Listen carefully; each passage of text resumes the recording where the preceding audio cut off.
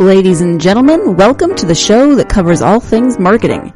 The GSMC Marketing News Podcast gives you the latest marketing news, from what major businesses have planned for the coming year to the newest trends in advertising, from podcasts, digital and streaming, to the old standbys of radio, television, and billboards. Whether you're a marketing agent or a business trying to expand your brand, you've come to the right place. The GSMC Marketing News Podcast starts now.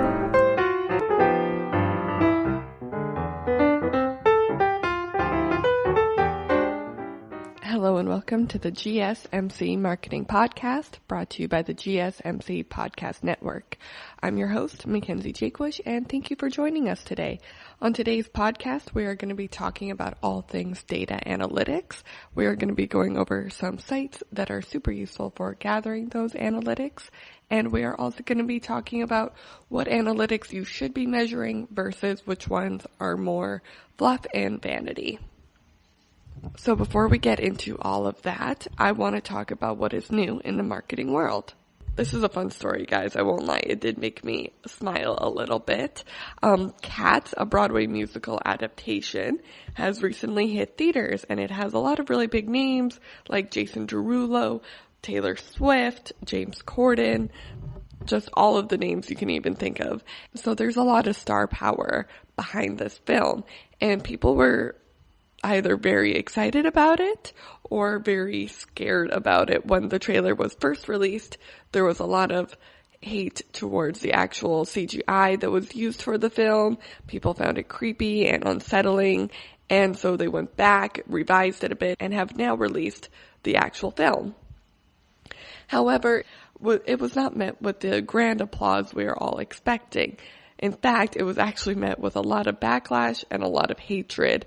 I have one review here from the Rolling Stone that says, "Cats, a Broadway musical adaptation straight out of the litter box.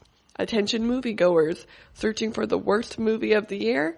We have a late-breaking winner. Cats slips right under the radar and easily scores as the bottom of the 2019 barrel, and arguably of the decade.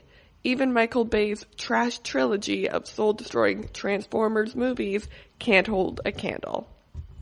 So one, that is a very harsh review, I won't lie. I have not seen the film, so I do not know if that is accurate. I do not know if that is dramatic. I do not know if this review is accurate. So all I can do is go off of the fact that the Rolling Stones is a very reputable source, and a lot of people do trust it. So if they're trusting it, I'm willing to trust it as well. When I'm looking for a movie review, I'm going to go to sites like the Rolling Stones. So what Cats has been doing with their marketing to sort of fight back with this they have been fighting back in a catty way. Sorry to use a pun there, but I just could not help myself. So what they've been doing is in their trailers, they now read, "There are people who like cats," and then a bunch of images of Taylor Swift and all the other fun cats doing magical, wonderful things.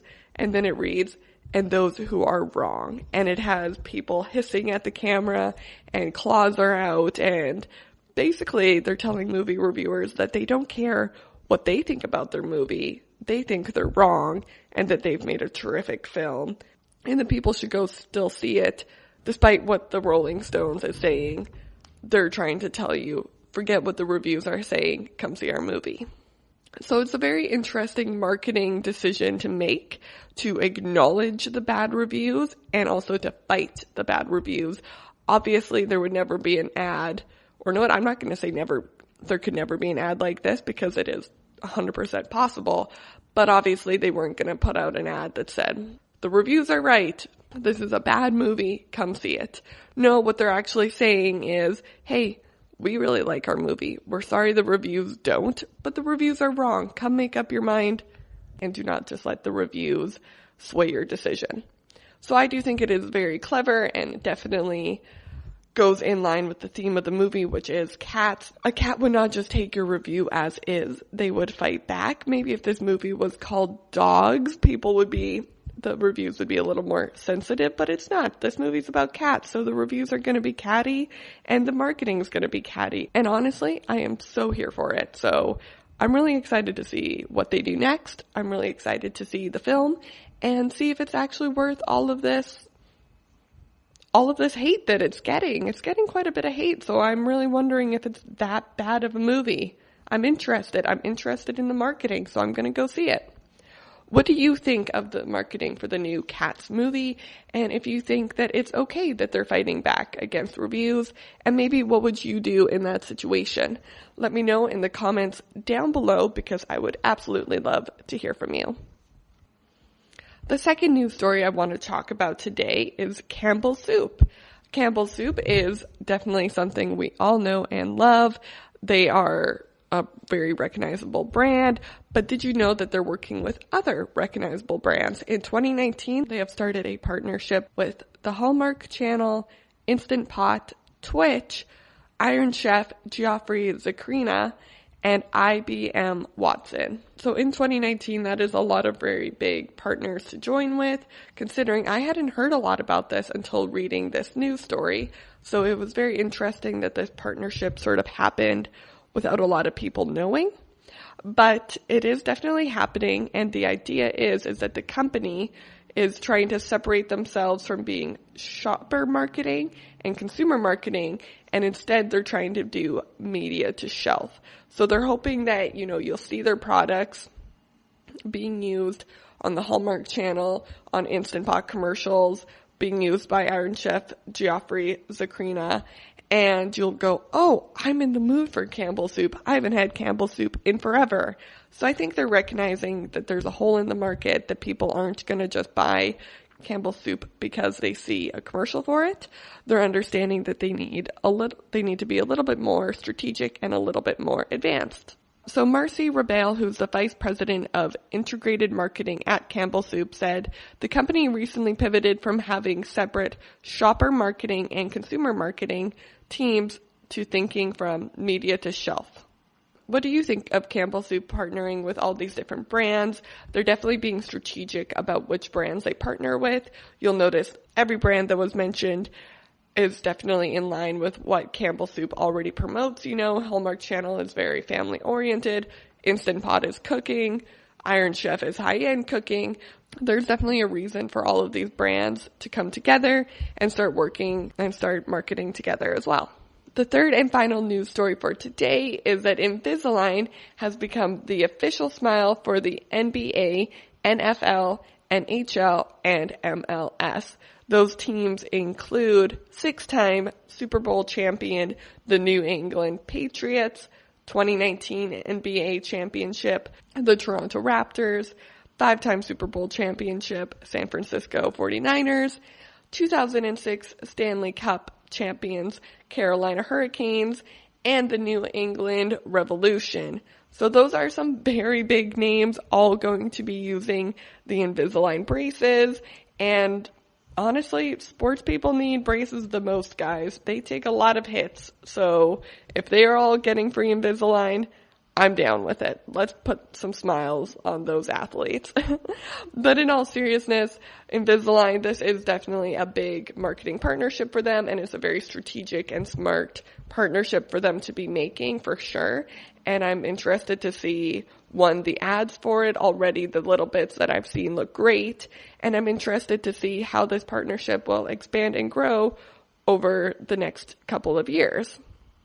Frank Quinn, who is the Vice President of America's Marketing and Sales at Invisalign Technology, says that the investment we're making in these marketing relationships with winning teams is just one part of the very diverse platform design to reach consumers where they live, work, and play online, and through social media, at live events, and more.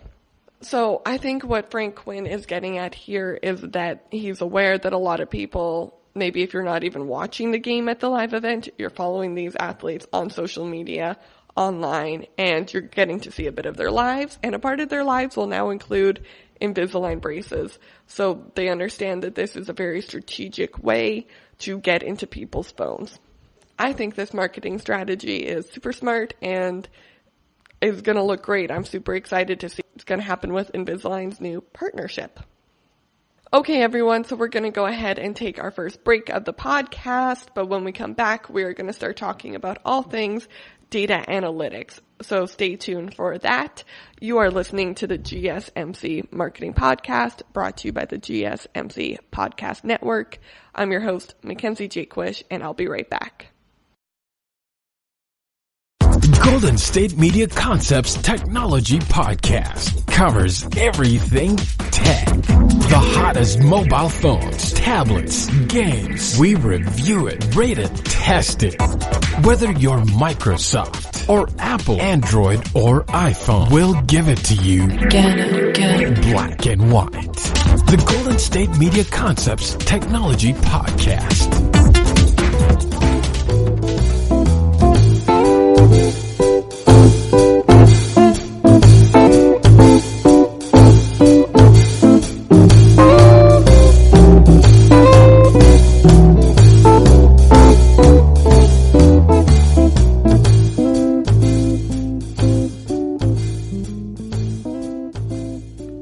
Welcome back to the GSMC Marketing Podcast, brought to you by the GSMC Podcast Network. I'm your host, Mackenzie Jaquish, and before the break, we were talking about what is new in the marketing world. We talked about Invisalign braces partnering up with the NBA, NFL, NHL, and MLS. They are going to be using a new marketing strategy that really targets people who not only watch these live sports games, but they follow these athletes on social media and online and in their real lives, so they understand that giving them a product that they'll use in their real life will be detrimental to the marketing so that more people get a chance to see it. In a similar vein, Campbell Soup has partnered with the Hallmark Channel, Instant Pot, Twitch, Iron Chef, Geoffrey Zakrina, and IBM Watson for a very similar reason, that they are looking to get their product out to more people, have more people see it in a new and exciting way. We also talked about Cats, the Broadway musical that has now been adapted into a film, and their bad reviews, but how they are acting in the face of diversity and how they are fighting back in a very catty but fun way. So really, I think what we can sum up from those three news stories is that the old way of marketing through commercials is definitely gone. You need to stay on top of your ads and make sure everything you are pushing out is relevant and in line with your brand. So let me know what you think of all of those news stories. Reach out through social media or write a review down below, because I would love to hear your thoughts on the advertising that is happening in our world right now, and if it gives you any inspiration for your own advertising, because maybe it does. I'm not saying you're going to release a trailer like Cats for your mom and pop shop, but you might. So let me know in the review down below. All right, guys, now that we're back, I want to talk about data analytics. And I know it seems like a bit of a boring topic, and I used to think of it as the most boring part of my job. However, now I actually see it as the most stable part of my job.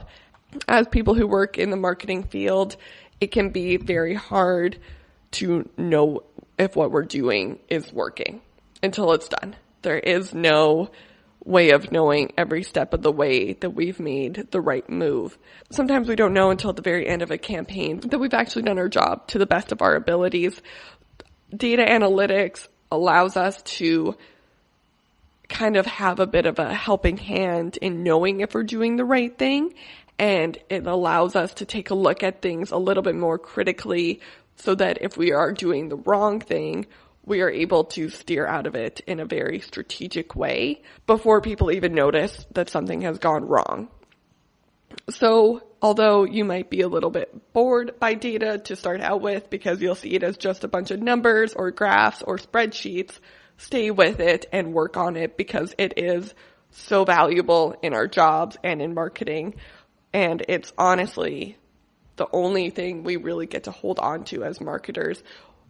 Obviously, a lot of people listening to this podcast will be in a similar boat that I was, where we're very creative thinking, so we don't really like looking at those hard numbers because we find them and not as exciting as getting to plan out the imagery for a new ad. But the thing is that they really do go hand in hand. We can better plan out the imagery for a new ad if we know the analytics to what worked on other ads. So definitely stay with it and stay with me during this podcast, because I'm going to go through what you should be looking for in your data analytics, where you can find it, and what to avoid, because there are a lot of data analytics out there that are definitely more fluff pieces that really won't give you what you're looking for. But they'll give you a very nice vanity number. So if you want vanity numbers, then definitely use those as well. So to start, let's talk about why it's important. I definitely already talked a lot about it being sort of our boat in the ocean of marketing. It's the life raft we get to hold on to. But to be a little bit more specific, it can help you predict market trends. It can tell you how much money you're spending. It can tell you how to spend your money, in which different directions, and it can tell you what you're doing wrong. But more importantly than that, it can tell you what you're doing right. Beyond it being a bit of a self-esteem boost, it is also a great way to know what you're doing right so that you can repeat it in future marketing. But I did want to remind you that it can also be a self-esteem booster, because I think we all need that every now and then. So what you should be looking for on your analytics. You should be looking at your page views on your website. This is obviously so important because you need to know that people are actually looking at your content, that they're actually going to your website. And on your website itself, which pages are they going to? Are people going directly to your blog? Are they going directly to your inventory? Are they going directly to the About You page? Find out where they're going, and if you can find that out, then you can better tailor that content in a more productive way. So you have a ton of people going to your About Us section, then maybe you need to put in your About Us section a more hearty description about who you are and how they can buy your product, because ultimately what we're trying to do here is boost your sales. There's a lot of things that go into marketing, but at the end of the day, we're trying to boost your sales. So if people are going to your About You page, then beef up your About You page with more things to do with your actual company. Look at your bounce rate. Your bounce rate is basically how long people stay on the page before leaving, because a lot of people, especially in the digital age, will go to a page for all of 5 seconds and then click away immediately. So if you can find out which pages people aren't really staying on, that they have a very fast bounce rate, then you're going to want to improve those pages and make them a little bit stronger so that people stay on them longer. Your CRM generation and your cost per lead. These two are very important if you are doing any sort of social media advertising, and you need to know if the advertising you're working on is actually helping or if it's actually costing you more money than it's worth. So you definitely want to know your cost per lead based on the budget you have set forward, and also your CRM generation. And what I mean by that is your lead generation. So how many people are filling out a form online to say that they want to buy your product? Mobile traffic.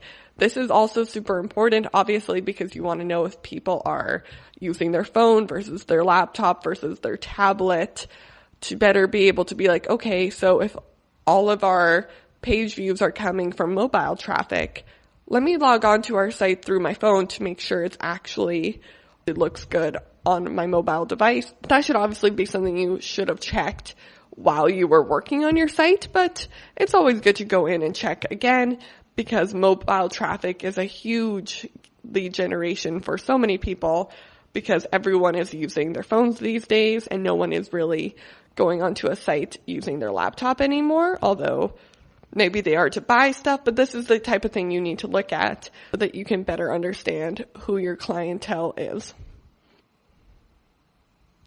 So when we're thinking about data, definitely always try to remember you're not looking at it from the point of view of who are you and who your company is. You're trying to look at it from the point of view of who is my customer? What do they want? Why do they want it from me? How can I better deliver that to them? So say that your page views for your blog page are through the roof. Everyone's going to your blog page, but your bounce rate is really, really quick. People are only staying on there for like 5 seconds. there's no way there's enough time to read a blog in 5 seconds.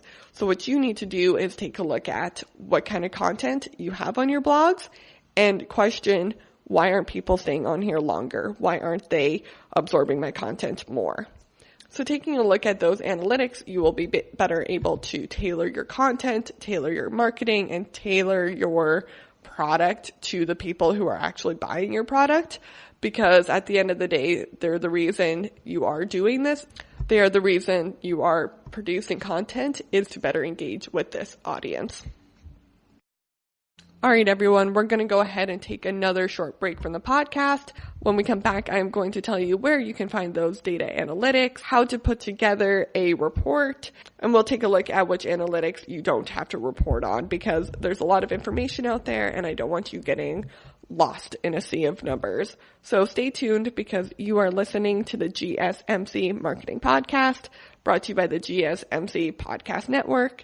I'm your host, Mackenzie Jaquish, and I'll be right back. Tired of searching the vast jungle of podcasts? Now listen close and hear this out. There's a podcast network that covers just about everything that you've been searching. Hey! The Golden State Media Concepts Podcast Network is here. Nothing less than a podcast bliss with endless hours of podcast coverage. From news, sports, music, fashion, cooking, entertainment, fantasy, football, and so much more. So stop lurking around and go straight out to the Golden State Media Concepts Podcast Network. Guaranteed to fill that podcast itch.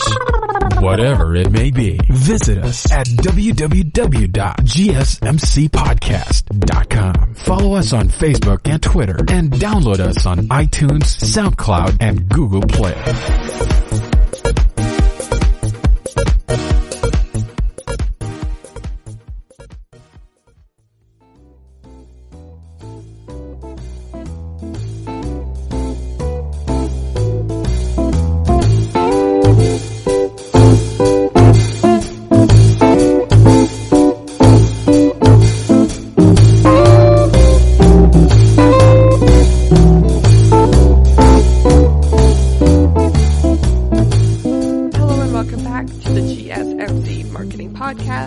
Brought to you by the GSMC Podcast Network.